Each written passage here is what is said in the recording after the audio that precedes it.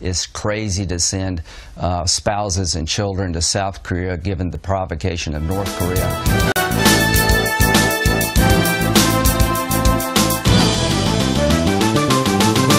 We begin with news of a senior UN official making a rare visit to North Korea. The UN's political affairs chief is heading to the reclusive country for a 4-day trip to discuss what the organization describes as issues of mutual interest and concern. Jeffrey Feltman will meet with high-ranking North Korean officials when he heads to Pyongyang, including the country's foreign minister, Lee Yong-ho. I'm not going to go into any detail, but it will be a wide-ranging policy discussion. Jeffrey Feltman, who used to work for the U.S. State Department, will meet with North Korea's Foreign Minister Lee Yong-ho and Vice Foreign Minister Park Yong-guk for talks on issues of mutual interest and concern. Although UN officials say the 4-day visit was set up back in September, Feltman's trip is timely as it comes less than a week after North Korea fired its most powerful ICBM to date. South Korea and the U.S. are also holding a massive joint aerial drills over the peninsula during that time.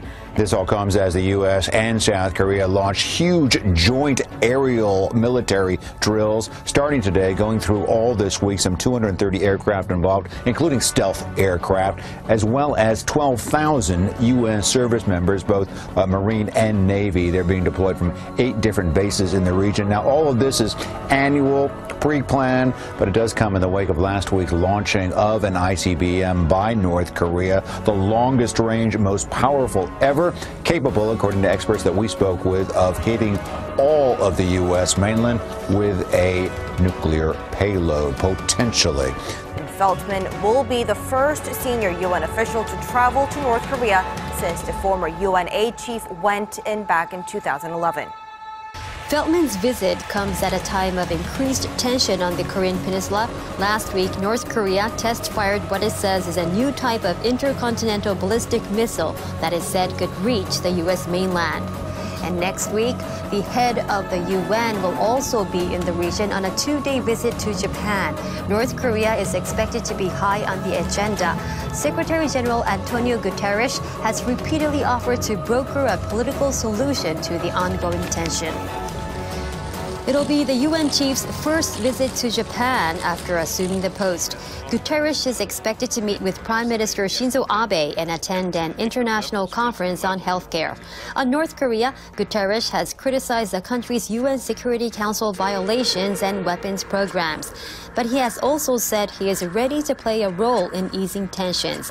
Some observers say Guterres could be trying to strengthen cooperation with Japan as the U.S. retreats from a number of global frameworks.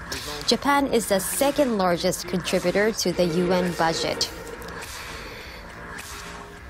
Turning back to the North's latest missile launch, the Chinese foreign minister has weighed in. Wang Yi says China is against any behavior that elevates tensions. Wang Yi made the remarks to reporters after a meeting with his Mongolian counterpart. Wang described the latest situation as regrettable, following 2 months of relative calm before the missile launch. Wang said China is opposed to North Korea ignoring UN Security Council resolutions. Wang also apparently warned the U.S. against taking measures outside UN Security Council resolutions. In the past, China and Russia have promoted a plan known as a dual suspension or freeze-for-freeze plan, calling for the North to halt its nuclear and missile programs. In return, the U.S. would stop its military drills with South Korea. The U.S. has previously said it does not believe this plan will work. The South Korean and U.S. militaries are currently running a large-scale area joint drill. Major joint air drills, which North Korean state media claim, are pushing the region to the brink of nuclear war. The so-called Vigilant Ace, that's what they call it, exercises involving hundreds of aircraft, including a couple of dozen American stealth jets. U.S. officials note these sorts of drills happen every year and are not in response to action by North Korea. But they do come a week after North Korea launched a long-range missile, which the North Koreans claim can strike anywhere in the United States. Though a senior U.S. official tells Fox News the missile broke up when it re-entered the Earth's atmosphere. Crew members from 2 airlines have reported seeing what they believe was last week's missile test while flying over Japan. Cathay Pacific says one of its crews saw what looked like the missile's re-entry, but the flight was not affected and what they saw was far away from the passenger jet. The plane was on its way to Hong Kong from San Francisco.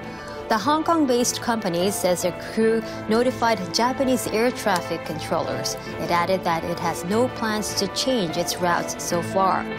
Pilots on 2 separate Korean air flights also said they saw flashes of light, possibly the missile.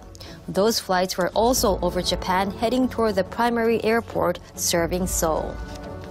This weekend, the president's national security advisor, H.R. McMaster, told Fox News that the potential for war with North Korea is increasing every day. And yesterday, the South Carolina Senator Lindsey Graham said he'd urge the Pentagon to get military members' families out of that area. It's crazy to send spouses and children to South Korea given the provocation of North Korea. So I want them to stop sending dependents, and I think it's now time to start moving American dependents out of South Korea. Nearly 30,000 U.S. troops are stationed in South Korea right now. Gordon Chang is here, foreign affairs journalist and author of the book Nuclear Showdown, North Korea Takes on the World. Is Senator Graham right? Should dependents be leaving South Korea? That sounds extreme. Yeah, I think it's a little bit premature. There's a lot of things that we can do to actually disarm North Korea peacefully. So, for instance, much more intensive sanctions, not only on North Korea, but especially on North Korea's backers, China, Russia, some other countries. Once you start evacuating American dependents, you spook a lot of people. Yeah. You spook the Chinese, you spook the North Koreans, you can create a situation where the dynamic just goes out of control. So this is a little bit early to talk about this. These war games, or whatever you want to call them, military exercises, I've been reporting on these at this time of year for as long as I can remember. I mean, why are they using it now? Is it just convenience? Well, we've got to do this because the North Koreans are... No, but I mean, why are the North Koreans going, look at this, brink of war? Well, they're always going to do that because every time the U.S. has a South Korean military drill, they say pretty much the same thing. They may not say nuclear war, but they say war. But the United States and South Korea need to do this because we've got to have our forces prepared for a North Korean invasion. The North Koreans have about 70% of their army forward deployed on the demilitarized zone. So that creates a dynamic where we've got to do things like practice all the time. Do we have a better idea of the end game? And the reason I ask is, if the reason you want an ICBM that can carry a nuclear warhead is to be a part of the international discussion, then you're probably there. Is North Korea, in your estimation, about to ask for some sit-downs? Well, it could, let's say, in 9 months, a year or so, when they're really confident in their arsenal. They've got a few things that they've got to do, for instance, the heat shielding, a little bit of guidance. But if they have an electromagnetic pulse device, they don't need to re-enter the atmosphere to kill a lot of Americans. And they've been talking about EMP devices. I think the North Koreans, though, they want to intimidate us because they want us off the peninsula so they can then get South Korea sort of into submission so they can take it over. That's, I think, the real danger here. So what they want is not talk. What they want is to control the entire Korean peninsula. That's the ultimate end game for the Kim regime. That's been ever since 1948 when Kim Il-sung founded the North Korean regime. And that's been their consistent goal. They talk about it all the time. Kim Jong-un himself talks about quote-unquote final victory these days. That's North Korean code for intimidating the South into submission. Now, China does not want that. Probably not, but the other thing... We don't really know. We don't really know, and the other thing we do know is that a lot of North Korea's inventory looks like it comes from China. There's a lot of questions that the United States needs to ask, because there's some things we can't confirm. But if indeed a lot of this North Korean equipment does come from China, that changes our conversations with Beijing and the way that we approach Beijing in connection with North Korea, and a lot of other things for that matter. Before we go, the designation of North Korea as a state sponsor of terror, something that's recently happened with the president after they were off the list for, I don't know, a decade or so. Right. Has that helped our cause of peace, or has it hurt it, and if so, why? Well, the thing about that designation is it is symbolic, but it does bring with it about a handful of sanctions, which were important. Because I think that the way that we settle this peacefully is we just starve the regime of funds in order to build nukes, detonate all sorts of stuff, launch missiles, engage in gift politics, which is Kim Jong-un buying the loyalty of people around him. happen. So we need to cut off the money, and that designation helped a little bit. But there's so many other more important things we need to do. That's just a small part of the puzzle. Japanese draft resolution calling for the abolition of nuclear weapons was adopted at the UN General Assembly, but with less support than last year. In a plenary session, 156 countries voted in favor of the resolution. That number is down by 11 countries compared to last year. This year's draft repeatedly cites the nuclear and missile threats posed by North Korea.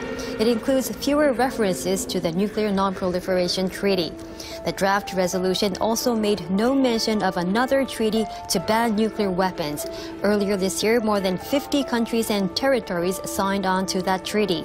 Nuclear powers are opposed to it.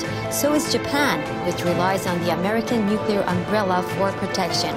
For the past 24 years, Japan has submitted drafts to the General Assembly calling for the abolition of nuclear weapons. They were all approved.